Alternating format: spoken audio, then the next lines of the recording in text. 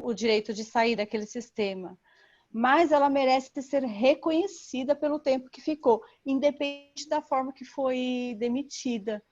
E aí a gente vê casos de gerente, por exemplo, já aconteceu de eu atender, de fazer um atendimento desse, de não parar nenhuma outra pessoa naquele cargo. E aí quando eu fui ver, o gerente ele tinha sido, o gerente anterior tinha sido demitido porque ele, por justa causa, ele roubou e foi demitido de uma forma bem desequilibrada e logo não foi reconhecido o período que ele esteve na empresa. Mas o período que ele esteve na empresa, ele serviu para a empresa.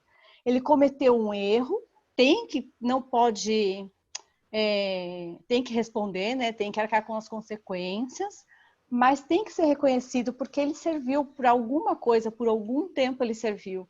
E aí, se ele não é demitido de uma maneira honrosa, né? Honrosa que fala? Tá certo? Ele não deixa aquele ambiente livre. E aí, os próximos que vão entrando não ficam. Eles acabam saindo por alguma razão. Então, tem que ter o reconhecimento na hora da demissão. Falei demais, né? Desculpa. Não, não falou não. Eu estava adorando ouvir. Pode falar. Pode falar. Tava ouvindo, tava adorando. Até se quiser continuar, mas é justamente isso. O reconhecimento eu acho que é algo muito importante, né? E vai além do salário, vai além do dinheiro que você recebe. Às vezes a gente fica muito preso a essa necessidade da contraprestação, mas você se sentir reconhecido todos os dias faz muito mais diferença. Assim, não acho que eu tenho um melhor, né? Mas não adianta você receber um alto salário se você também não se sentir reconhecido naquilo que você faz. Né? Se você não sentir... Agora, acho que nessa pandemia a gente pode observar bastante essa questão, né? Eu peguei pessoas que foram demitidas e estavam, assim, se sentindo injustiçadas, porque a gente entra na culpa e na inocência, né? Porque, eu vesti a camisa da empresa e agora, nesse momento difícil, eu estou sendo demitida. E eu vi também funcionário dizendo, eu vesti a camisa da empresa, mas também eles sempre fizeram tudo por mim. E agora, neste momento difícil, eles não têm outra opção. Olha como é maluco isso, né? Sim, sim, é a forma como a pessoa reage, né? E eu acho que também é aquilo que reflete no sistema dela, né? Uhum. Né? E como eu vi gente, assim, empresas, donos de empresa, sentindo mal, triste de ter que mandar alguém embora. E outras, assim, nem aí, se tiver que mandar, eu mando mesmo, né? Então, a gente vê que reflete em cada sistema. A reação, como também a ação, né? A ação. E a pandemia trouxe muito isso, porque muitos vínculos empregatícios tiveram que ser desfeitos. Né? E olha, eu vi, sério, eu não tinha essa ideia, mas eu vi várias empresas sentindo mesmo estarem nesse lugar de ter que demitir. Então, o que a Rê falou do filme é muito isso, porque também não é fácil estar nesse lugar. Eu acredito que não seja tão simples assim, não é vai embora, tchau, né? Então deve existir também um sentimento atrás disso, né? De quem tem que estar nesse lugar. Gente, eu tive que ir para o celular, então eu não consigo mais ver todo mundo, tá? Então quem quiser falar, abre o microfone e fala. Eu perdi o controle agora, assim, porque antes eu via todo mundo, agora eu não vejo mais. Posso? Deve. Quando eu li o texto, na verdade, ele me remeteu à psicanálise. Porque a gente fala na psicanálise em luz e sombra, né? Então, luz é aquilo que a gente reconhece dentro de nós, que a gente tem dentro de nós, e geralmente são as nossas super qualidades. E as sombras são aquilo que a gente não reconhece ou que a gente ainda não tomou consciência que a gente tem e que possivelmente vem de uma recriminação externa, e aí a gente vai guardando e reprimindo, E aí, como o Bruno falou, a gente transfere para o outro e fala que é o outro que tem, e na verdade a gente está achando dentro de nós porque a gente só reconhece aquilo que a gente viveu ou que a gente tem dentro da gente. Então, se eu estou reconhecendo que o outro é egoísta, o egoísta sou eu. E aí, quando eu li isso, li o texto, tudo, eu vi mais ou menos isso, que na verdade, uma coisa que ele está falando ali é realmente a consciência de quem é a gente. Porque se a gente tem consciência de nós mesmos, consciência de que a gente tem o nosso lado luz e a gente tem o nosso lado sombra, a gente vai se sentir, de certa forma, completo, não perfeito, mas completo, entendeu? E aí a gente vai compreender que, na verdade, o nosso lado sombra a gente não tem que matar ou simplesmente mudar. Pelo contrário, a gente só tem que aceitar que a gente tem aquilo e usar aquilo ao nosso favor. Porque se a gente matar o lado sombra, a gente vai estar matando nós mesmos. E é aí que eu entendo que gera culpa, que gera toda essa questão que ele fala. Então, na verdade, assim, o que eu entendi de tudo, que na verdade foi muito remetido para mim nessa questão da psicanálise, é isso, que a gente tem que ter um autoconhecimento e olhar para a gente. As relações estão na gente, não é no que eu estou fazendo, o que o outro está fazendo ou o que está criando. Quando a gente está olhando para nós mesmos e tudo fica melhor, vamos dizer assim, né? E E aí, quando a gente, assim, quando vem essa questão, né, de relações, do relacionamento aí que a gente despreza, desse desprazer e o que gera a culpa, é a sensação de que a gente não está fazendo tudo. Você fala, poxa, mas eu fiz tudo e o outro não reconheceu, que foi o que eu acabou de falar. E, na verdade, você está transferindo para você uma culpa de uma coisa que simplesmente, como foi dito, não faz parte do nosso livre-arbítrio. Se eu der o meu melhor compreendendo aquilo que eu tenho de qualidade, aquilo que eu tenho de quase defeito ou alguma coisa assim, eu vou entender que eu simplesmente dei o meu melhor, só não era para aquele momento. E acabou, e aí não vai gerar tristeza ou coisa do tipo. Não sei se eu me expressei direito e deu para entender, mas é mais essa questão de que a culpa e esse desprazer e essa culpa é, na verdade, uma simples sensação de que seria a solução que a Ju fala. É simplesmente o trabalhador entender que, na verdade, ele deu o melhor dele. E se ele deu o melhor dele, não tinha outra finalidade ou outro destino, outra solução para a questão. Simplesmente ia acontecer ali. Agora, o problema é quando a gente se cobra demais ou a gente tenta ser super-herói e aí a gente acaba se culpando e falando, não, eu não dei o melhor. Nossa, mas parece que eu fiz tanto e eles queriam mais de mim. Não, simplesmente não tinha que ser. Aquele era o destino que precisava ser no momento da relação. E até mesmo uma questão não só de rescisão de um contrato, até de um assédio moral aí nessas questões que acontecem durante o vínculo de emprego, é a mesma coisa. Nossa, mas eu estou fazendo tanto, tanto, tanto, e ele vem e me assedia moralmente. É que simplesmente você não está olhando um ponto que você ainda precisa olhar dentro de você, que é justamente qual é o seu limite. Até que ponto você vai aceitar? Entendeu? Quais são os seus valores? Que aí a gente entra num lado mais de espiritualidade, mas é algo que quais são os seus valores, os seus limites, o que você realmente quer respeitar, igual vocês estavam falando até agora. Eu acho que vai mais dessa questão própria interior da pessoa. Por isso que no texto ainda ele fala que tanto a culpa quanto... Como é que é? Que os dois servem ao mesmo Senhor, né? Porque na verdade está dentro da gente. Tanto a culpa quanto a alegria está dentro da gente. Então, até onde a gente quer chegar? A gente quer viver só desse recriminando o nosso lado sombra, ou a gente quer aceitar o nosso lado sombra e fazer com que ele melhore as nossas relações e nos tragam mais limites para que a gente possa ir crescendo, crescendo e crescendo.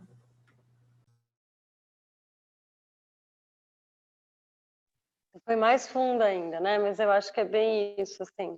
E é esse equilíbrio, a necessidade também da gente trazer à luz isso, né? Por que a gente se cobra tanto também?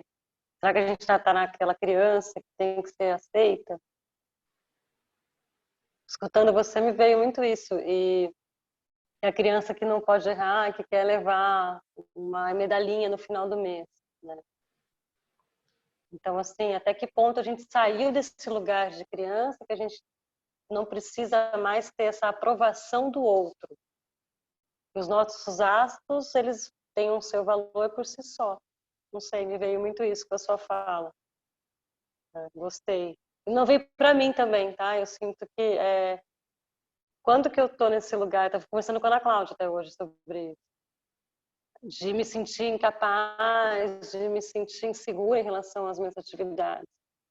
Será que eu não estou também buscando uma aceitação, um reconhecimento, mas assim, que vai além, né? Daí eu acho que vai... Daí me veio isso. A Betina ia falar, Betina? Apareceu você? Não, eu adorei essa fala, eu gosto muito dessa abordagem da luz e da sombra, né, quando traz. E aí eu lembrei muito assim, eu gosto de uma frase, eu acho que é de Guimarães Rosa, mas eu não estou certa. Aos poucos o escuro se torna claro. Quando você vai colocando luz nessas sombras, e acolhe, elas podem se tornar um grande potencial seu.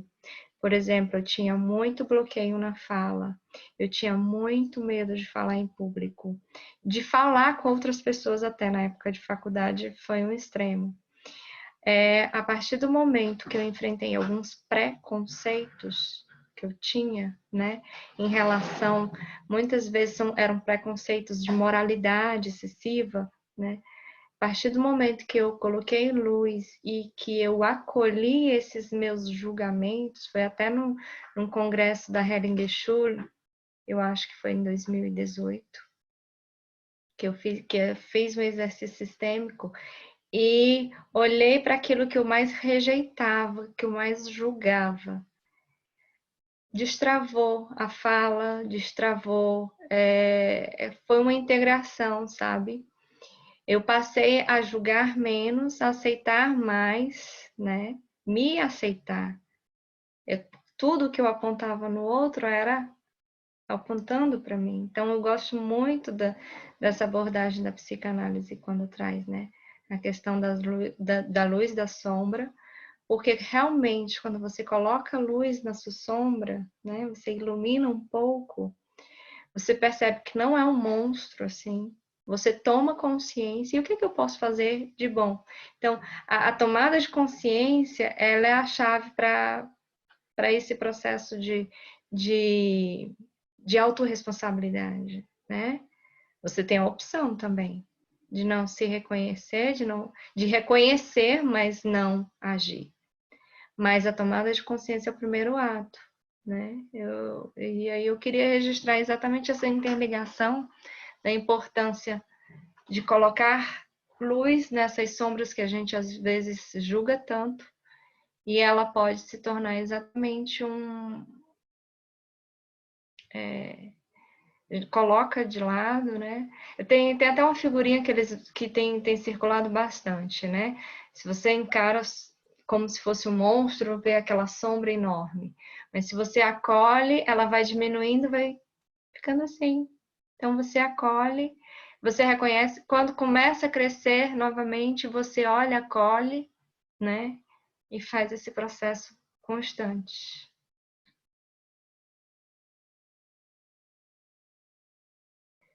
É incrível como tanta coisa se interliga, né? Nesse auxílio, porque assim, a gente está vendo, a gente aprende para si, e assim, quando aprende para si, a gente consegue facilitar o conflito do outro, né? É interessante, né, essa possibilidade que a gente tem nesses grupos, porque cada um traz o seu olhar, né?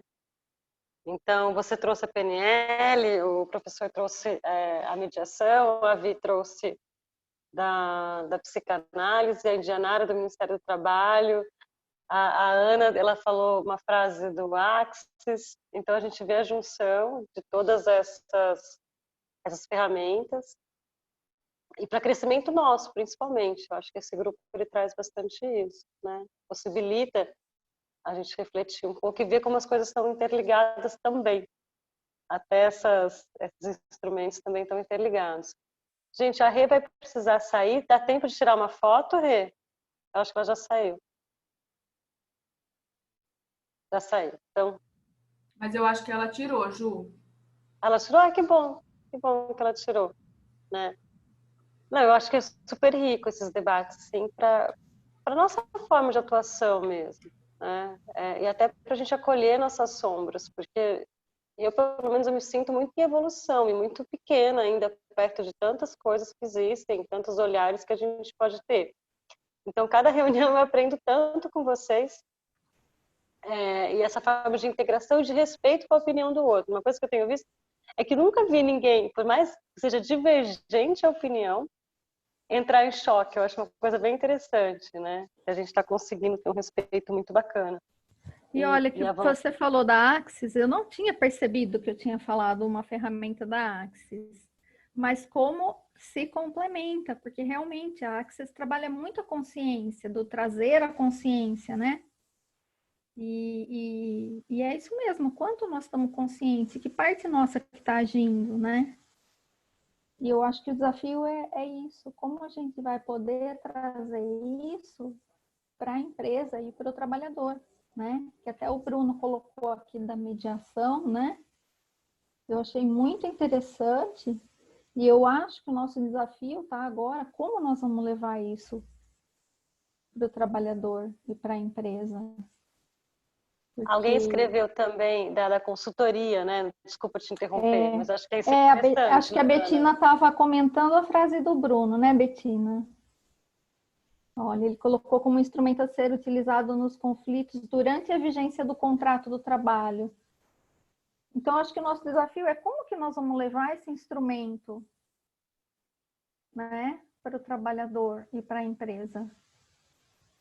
O que me veio você falando tipo, eu acho que a gente está num processo até de como que a gente pode estar atuando dessa forma, como um olhar para dentro até. Que é muito o que o sistêmico traz. E nesse aspecto, levar a mediação para a vigência... Qual é a nossa postura? Então... Eu interrompi alguém? Não, tranquilo? No sentido de levar a mediação para a vigência do contrato, respeitando o conteúdo normativo, né, que traz os limites para a disposição dos direitos laborais, mas levando em consideração que muitos dos conflitos, eles trazem outro tipo de interesse que não jurídico.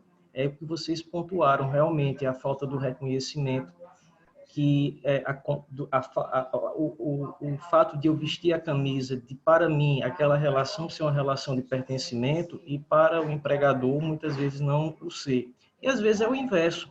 Às vezes, é o empregador que investe muito no empregado. A gente tem empresas aí que fomentam programas de evolução salarial, programas de qualificação interna, empresas que investem pesado em cursos fora do estado, cursos no exterior, as grandes empresas fazem muito isso, e elas não veem muitas vezes o retorno, não é? É um investimento caro e que gera a expectativa de que o resultado seja aplicado na própria organização, e de repente o empregado recebe uma nova proposta, uma proposta mais interessante, e migra de uma empresa para outra.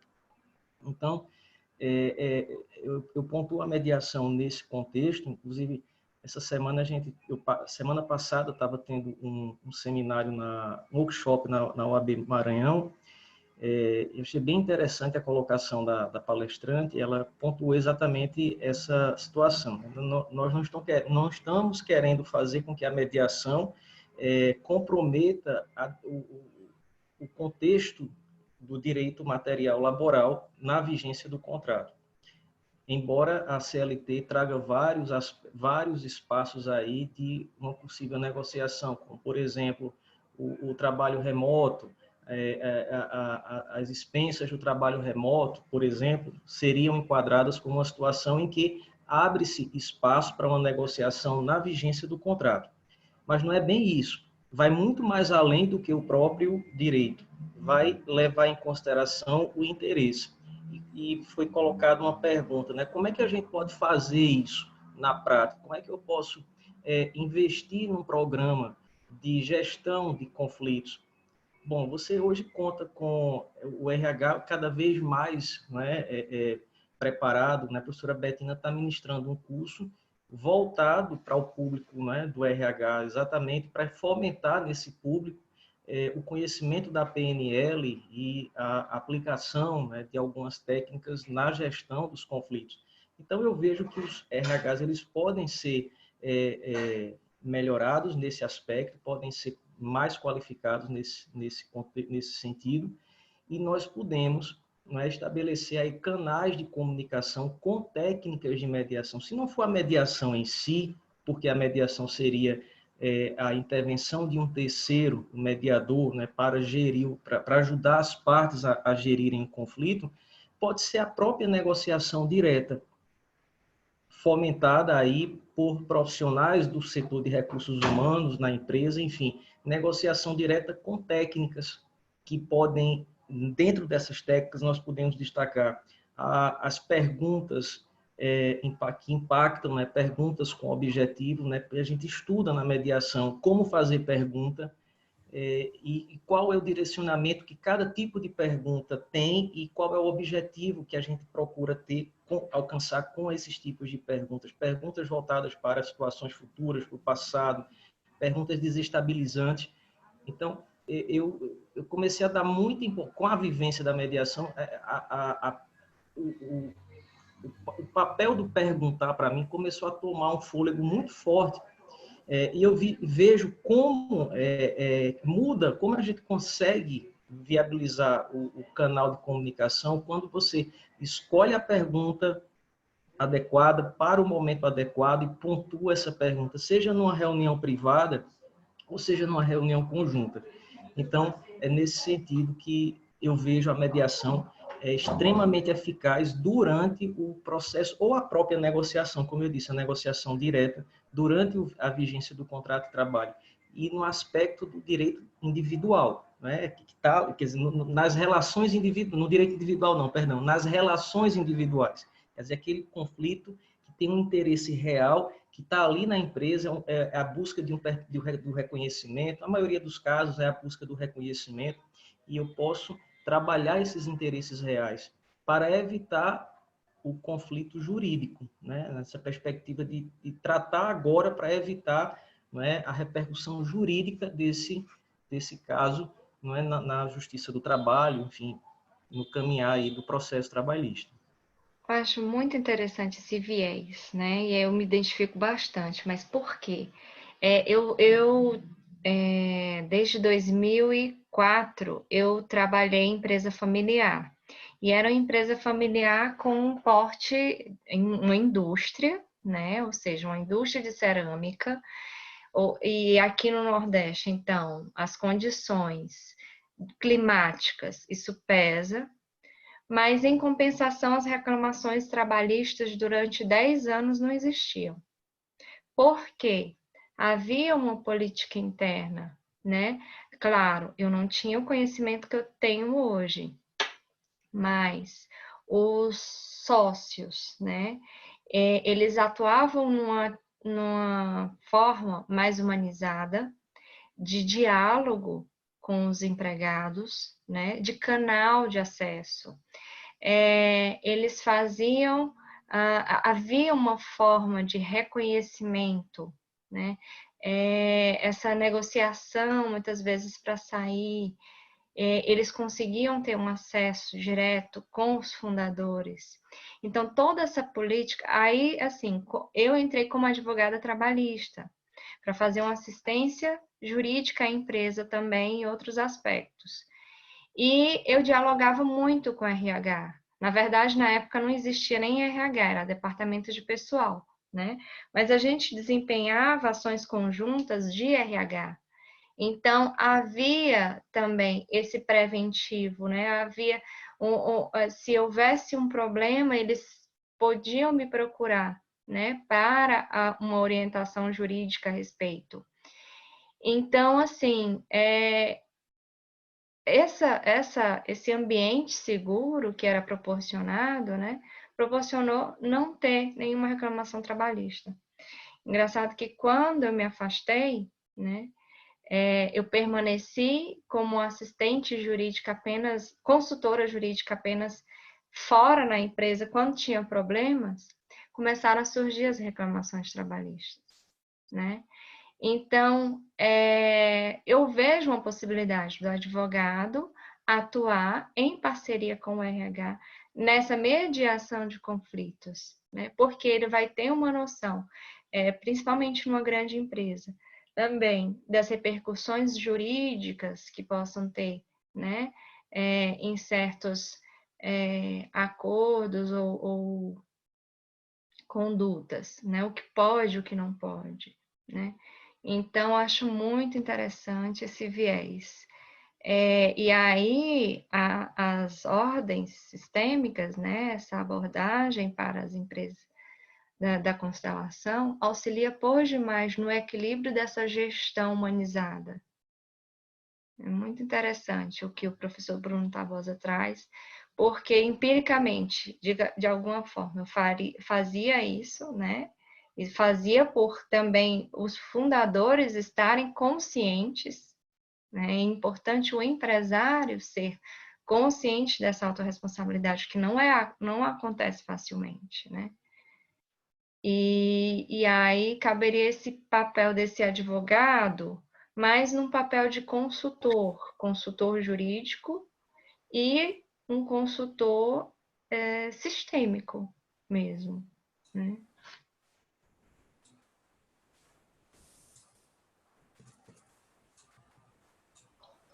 Muito legal, muito Me bacana. lembrou uma época que eu advoguei para instituições financeiras e eu fazia audiência, né? Só audiência. Eu ficava o dia inteiro fazendo audiência, então eu conversava com muitas testemunhas, né? E essa questão de você levar toda essa cultura tem que ser de uma forma muito individual mesmo, dependendo assim de cada relação, porque você vê uma instituição, uma em específico que eu lembro que tinha uma cultura que eu gostava bastante, eu achava bem interessante a forma de tratar, mas é tão grande, são tantas pessoas, envolve tanta gente, e a gente, quando você fala de cada indivíduo, você está pensando em quantos sistemas estão ali envolvidos, eles não têm controle. E mesmo quando que a empresa tem uma cultura né, bem estruturada, muitos acabam não seguindo essa cultura, né?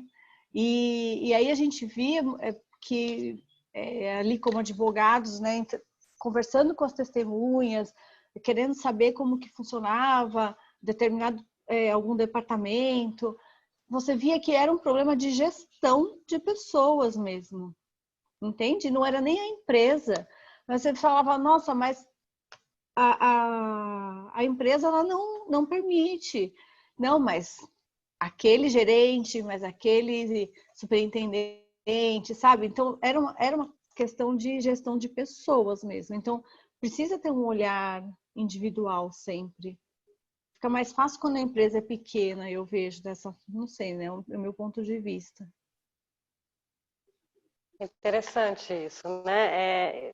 Teve uma época que eu trabalhei como coordenadora e a grande mudança que eu vi na empresa foi justamente quando eles fizeram um curso de geração de líderes.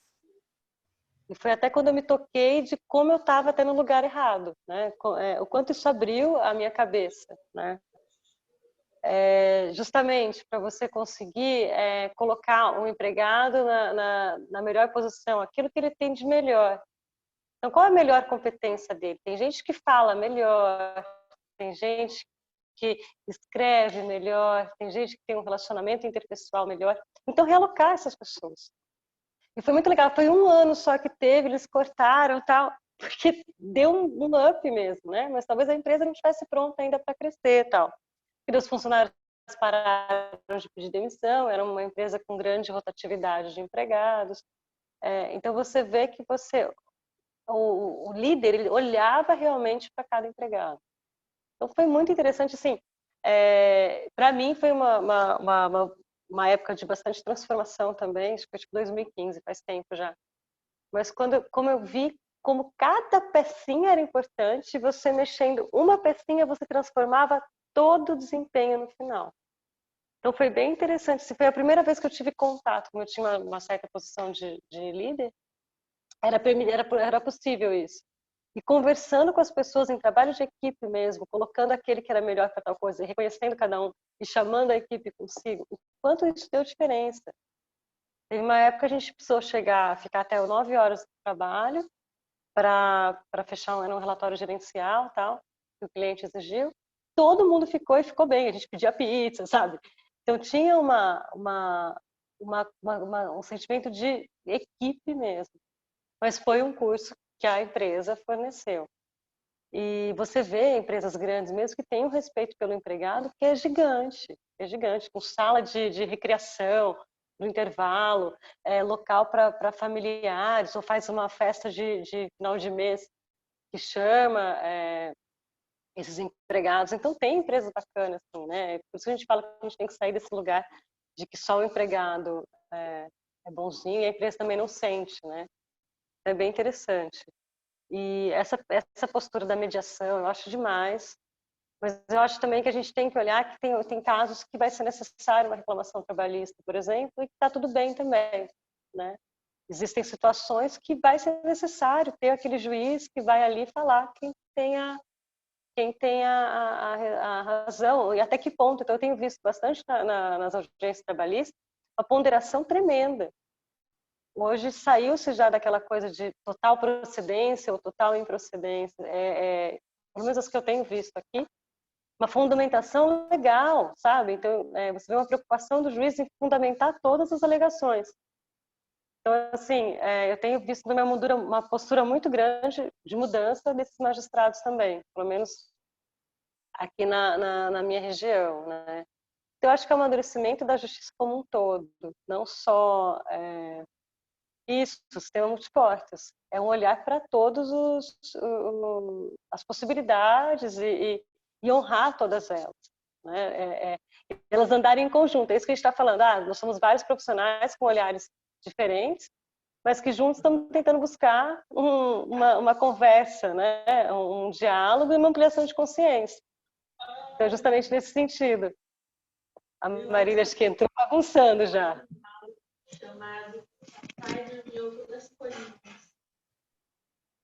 Gente, 10 para as 10. Vamos tirar uma fotinha e vamos encerrar? O que vocês acham? Eu vou pedir para alguém que está em notebook tirar a foto, porque eu do celular eu não vou conseguir. Eu já tirei um print, mas vamos tirar outro, assim está todo mundo preparado. E ver se eu tô... Você está travada. Eu? E agora? Acho que foi. Deixa eu ver, peraí. Eu adoro a amiga por causa disso, né? Ela defende a gente. Se eu fiquei medonha, você tira outra. Não ficou legal. A gente vai ficar aqui a noite inteira, né? Até eu ficar bonita, a gente vai ficar aqui a noite inteira. Ficou joia. Pessoal, gratidão por mais uma noite com vocês. Para mim, eu aprendo muito, muito, muito. E eu acho que essa união que a gente está formando é muito legal e a gente tem conseguido avançar bastante. Pelo menos eu, como pessoa, tenho tido um grande boa noite a todos. E semana que vem a gente se encontra. E quem quiser escrever, vou voltar a falar, quem quiser escrever sobre a nossa reunião, a gente vai dar os créditos. Se a gente quiser também fazer igual a gente fez semana passada, criar um grupo para isso, para a gente discutir o que foi falado, achei que ficou bem legal o texto que a gente formou. Achei que foi bem interessante esse trabalho em conjunto também. Se vocês disserem ok, eu formo um grupo igual a gente fez semana passada, ele se encerra com a finalização do texto. Tá? Então, só fazem assim para mim, se vocês querem, ou assim, se não. Sim? Lembrando do evento semana que vem. Legal, Elaine. Assim, não, mas a gente vai divulgar agora. Vamos conversar sobre isso e vamos divulgar, né? Então, pessoal, boa noite, boa semana. Eu achei legal esse lance de ser terça-feira, que a gente já começa a semana juntos, né? Isso. Então, uma boa semana para Um todos. beijo, boa noite a todos. Gente, obrigada. Boa noite, pessoal. Gratidão, boa Boa noite. semana.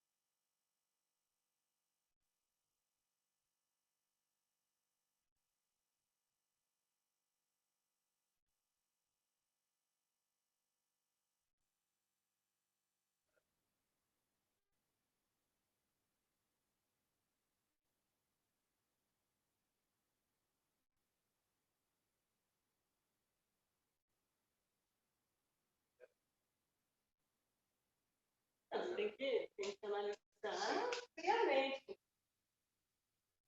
E outros atos aproveitados. Se conclui depois, não, só se alguém 10 anos de experiência, os atos que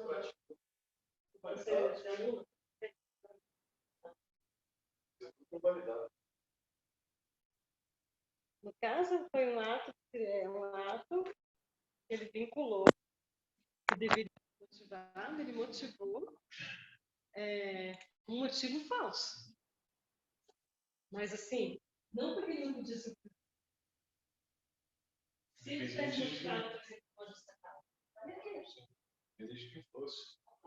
ele roubou, motivou, não, deixa eu te falar quais são as opções. Não, é o presidente, como se for do registro atual. Bom, Mamãe mandou isso aqui. Achei. Porque assim, aquele tipo salgado. Agora com esse aqui. Muito salgado? Muito salgado? Não, depois eu vou aproveitar para a sopa.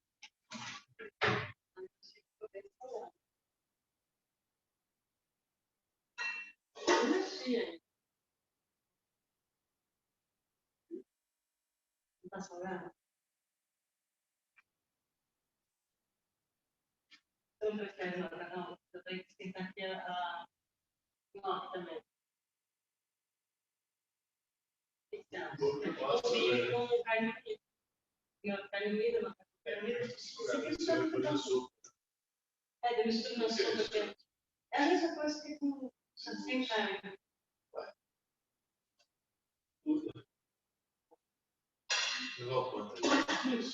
Prova isso aqui. Pra ver se você gosta, porque eu não gostei. Não gostou? Não, não interessa.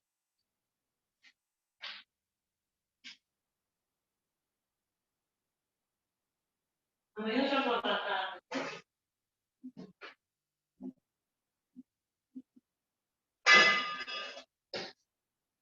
Não tem nada de errado com ele, só se instala. Não foi um pouco ali. É verdade. Mas, É que foi mesmo? Não, mas eu vi que é engraçado.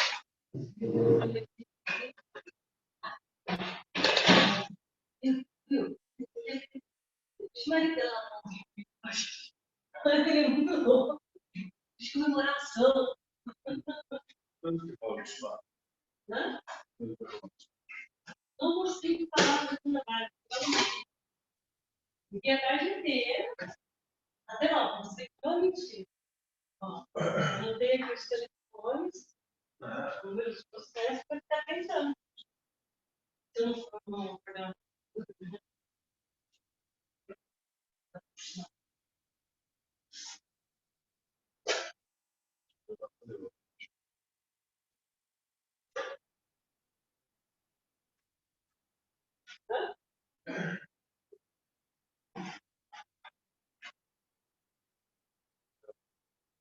Oi, amor. Não entendi.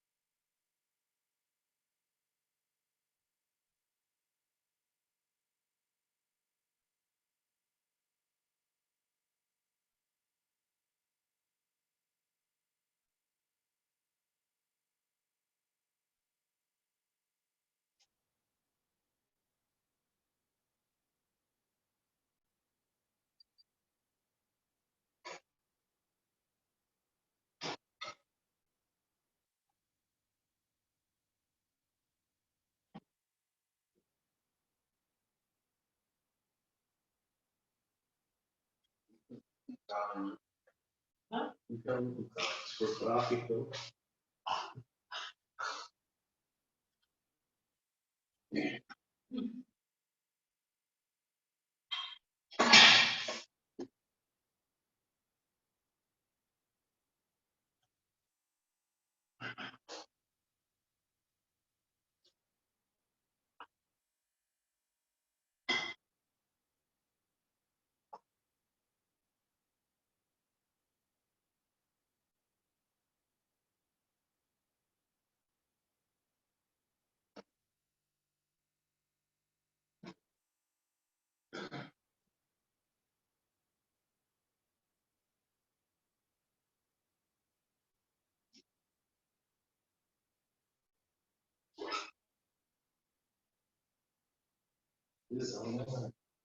Mas eu não. Não da casa da moça. Ah, guarda. Ela tá urgente. Você não vai jogar, tá falando.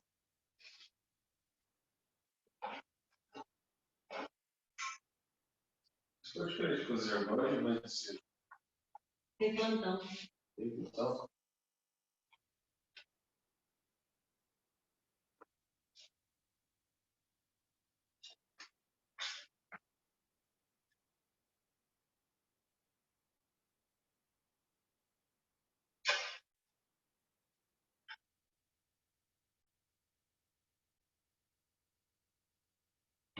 Ursinho.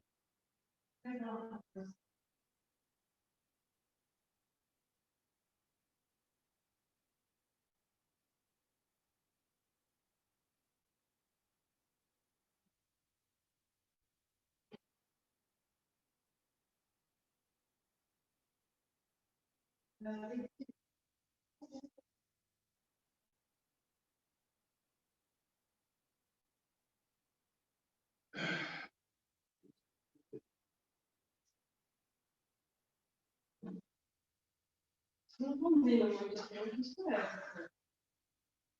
Ó.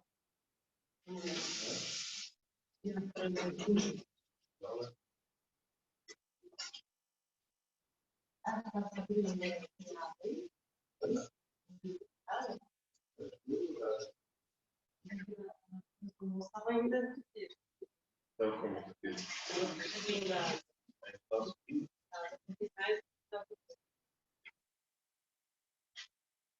Está passando agora.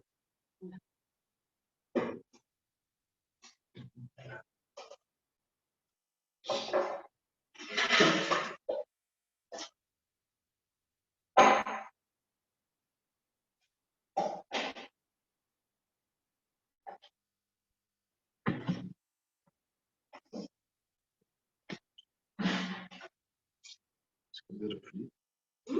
Cadeira fria?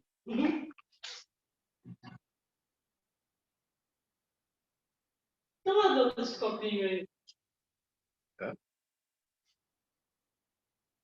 Que é nóis.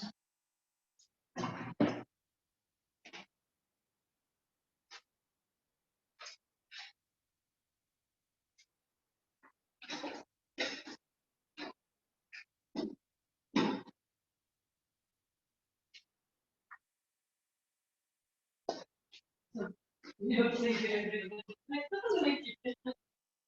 Não é. Quem? Não, eu fazer o filho. Você está fazendo aqui hoje? Pra quem? Também sim. Ah, Né? Achei que você ia falar comigo. Mas foi engraçado o jeito que eu falei. Tá? eu não entendi. Por que era segredo O que era segredo? sobre o despacho? Não, não é segredo. Perguntar para ele, mas sem ser. Tipo, ele na postura de advogado. Ah, Entendeu? tá. Tipo, foi. Tudo. Mas não, Entendi. perguntei isso em âmbito íntimo. Entendi. Entendeu? Relaxa, vou te contar um negócio. Perguntei assim, sabe? O que ele achava, a opinião dele mesmo. Não como advogado, para falar que tudo vai dar certo, É. que ele vai dar um jeito. Entendeu? Foi isso que ela quis dizer. Sim. Você quer aqui? O que eu vou ganhar? Você quer? Faço disso. Não sei. Quer provar? O que é isso?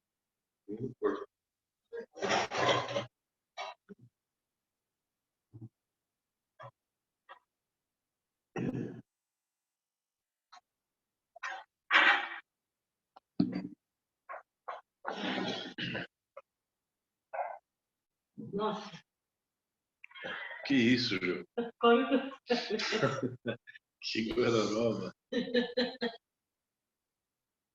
Ah, tem que ter uma apresentação melhor, né? Serve metade primeiro. o queijo. Hã? O queijo, o que você acha? Beleza. Hã? Sim. Tá apresentável, Ju. Combina assim. Tô aqui tomando meu vinho de curto e tal, de repente chega uma gororoba.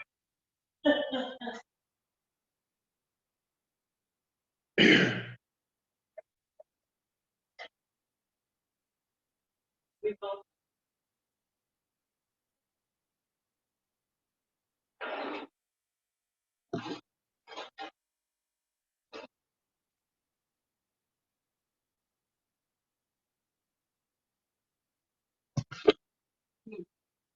Gostou? Tem que você tá usando bastante o dicionário, né? Exato, tá comigo. Não, não, não. Ainda bem que tinha tomado. Tá bom. Não tem apresentação. Tá vendo?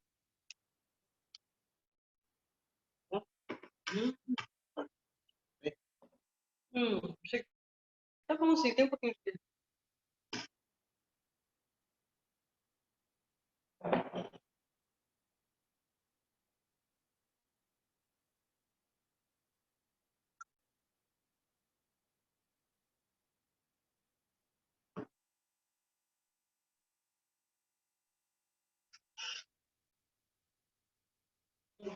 Mas agora eu fiquei pensando. Ele alega que a criança tem problema, então ela não fez nada. E amanhã, professor, ele tem que ser informado. Isso é gostoso, né?